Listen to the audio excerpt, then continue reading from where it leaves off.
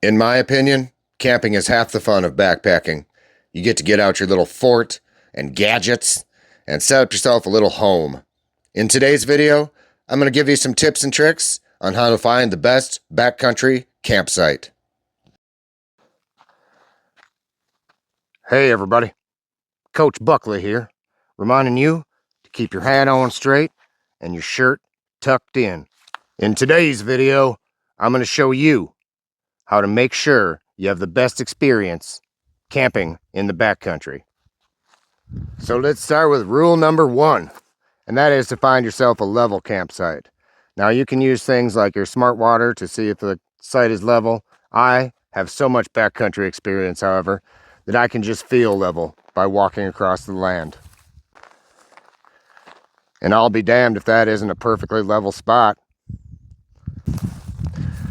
So after you've found yourself a nice level spot, the next step is going to make sure you don't have any widowmakers, which out here in the Badlands, I don't really need to worry about trees falling on top of me. But the second point to that tip is to make sure you avoid washout.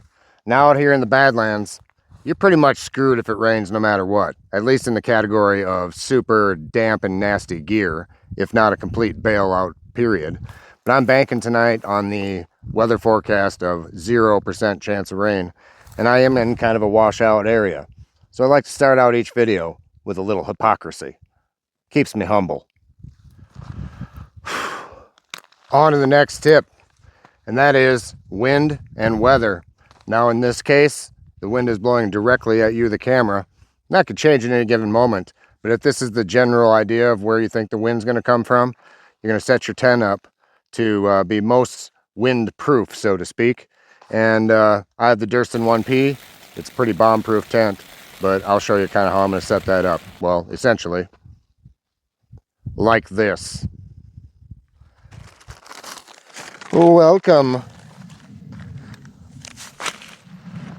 So out here in the Badlands, there's a lot of critters that want to eat you or eat your food. Rodents, coyotes, rattlesnakes, bison, rams, otherwise known as bighorn sheep. Tons and tons of animals out here, including 2 species of deer, whitetail and mule deer. So you just want to look for an abundance of animal sign. A couple of turds here and there aren't going to hurt anybody, but it is a good idea to make sure that you're not right in the middle of a major game trail, not only to avoid disturbing the wildlife, but for your own damn safety, for God's sake. I should probably mention that this little video was again inspired by a good friend of mine, Booper, who suggested I do a little video on how to find campsites. So let's talk a little bit about the enjoyable part of it.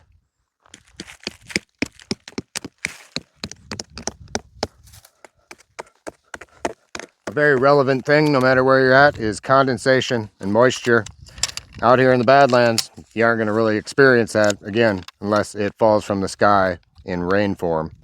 So condensation is not an issue out here, but it's good to know a few helpful tips, which is the closer you are to water, the more likely you are to have condensation. The closer you are to vegetation, the more likely you are to have condensation. So remember, high equals dry.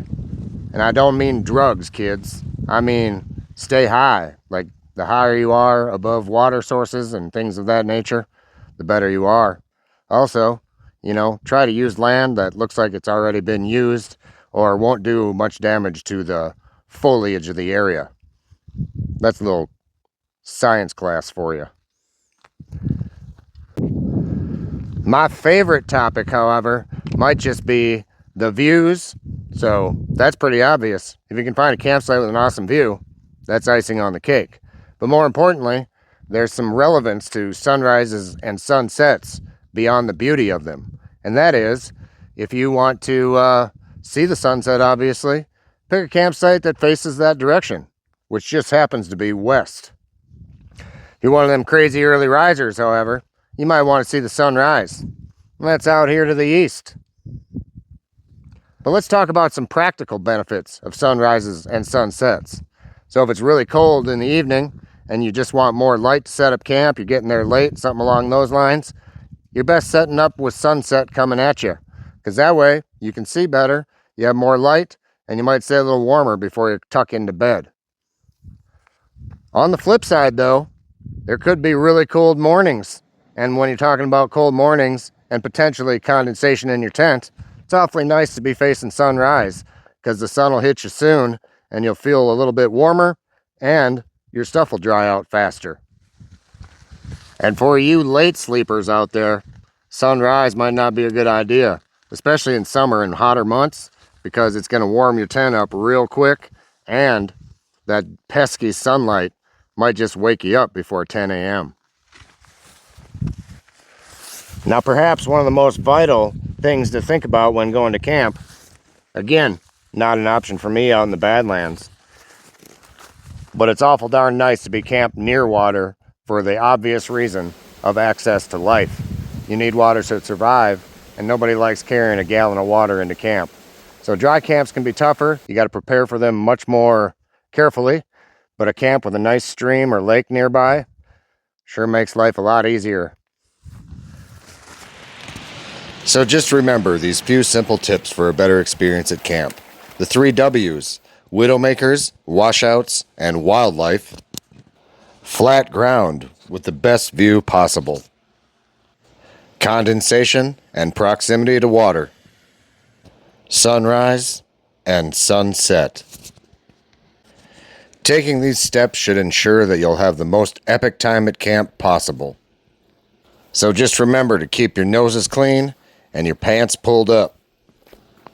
And if you are going to use drugs, make sure it's cannabis, light hallucinogenics, and maybe some alcohol in moderation at camp. Now I'm going to relax, smoke a J, and finish filming for the day. Hope you learned a little something. We'll see you real soon.